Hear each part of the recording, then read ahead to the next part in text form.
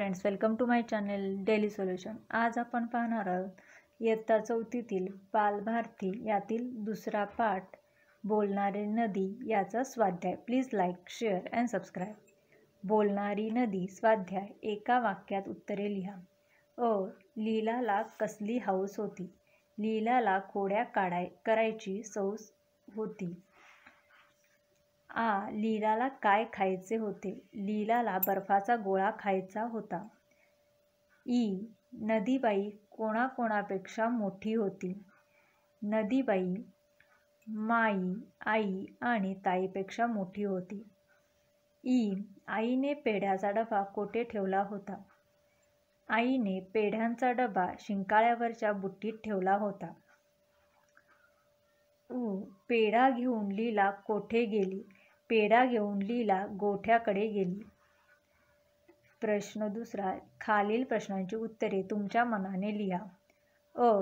तुम्हाला काय खावेसे वाटते? मला काजू कतली, भेळ, समोसा, भजी हे सर्व पदार्थ खावेसे वाटते।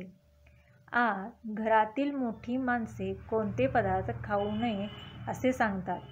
घरातील मोठी माणसे बाहेरचे अन्न, तळलेले पदार्थ खाऊ नयेत असे सांगतात। तुम्हाला कंटाळा आल्यावर काय करावेसे वाटते? मला कंटाळा आल्यावर चित्र काढावेसे वाटते। प्रश्न तिसरा। 2 अक्षरी शब्द गळा, 3 अक्षरी शब्द घोटाळा, 4 अक्षरी शब्द गळागळा यासारखे शेवटी ळा हे अक्षर येणारे प्रत्येकी 4 शब्द लिहा। उत्तर। 2 अक्षरी शब्द फळा, जळा, निळा, कळा, 3 अक्षरी शब्द झोपाळा, भोपळा, निराळा, वेगळा, 4 अक्षरी शब्द पावसाळा, खुळखुळा, भळाभळा, करमळा।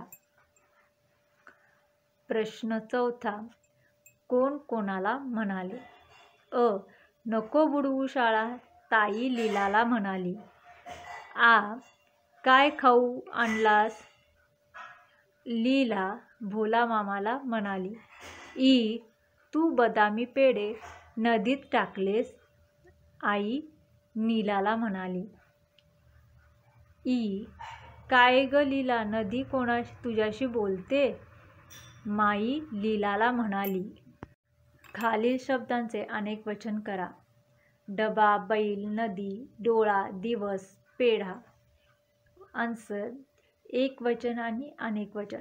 डबा, डबे, बैल, बैल, नदी, नद्या, डोळा, डोळे, दिवस, दिवस, पेढा, पेढे।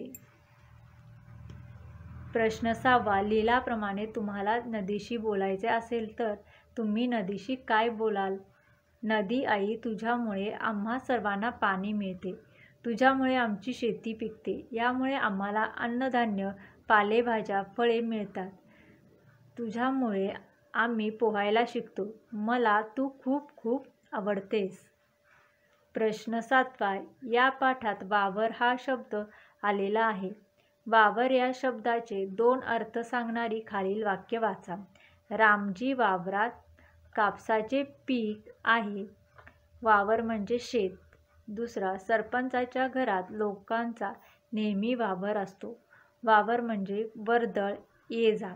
याप्रमाणे 2 अर्थ असलेले 5 शब्द शोधा। प्रत्येक शब्दाचे 2 अर्थ लावणारी उत्तर आहे दंड। दंड हा हाताचा भाग आहे। दंड हाताचा भाग।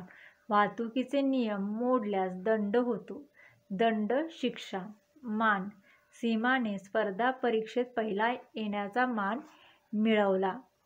मान म्हणजे मोठेपणा। आज काकांची मान खूप दुखत होती। मान म्हणजे शरीराचा भाग।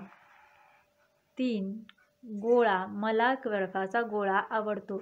गोळा म्हणजे गोल। सर्व मुले शिक्षकांभोवती गोळा झाली। गोळा म्हणजे एकत्र येणे। 4. माया। आईची मुलांवर माया असते। माया म्हणजे प्रेम। रुपलनी खूप माया जमवली। माया म्हणजे धन। 5. हार। सरपंचांनी राजूचा हार घालून सत्कार केला। हार म्हणजे फुलांचा हार।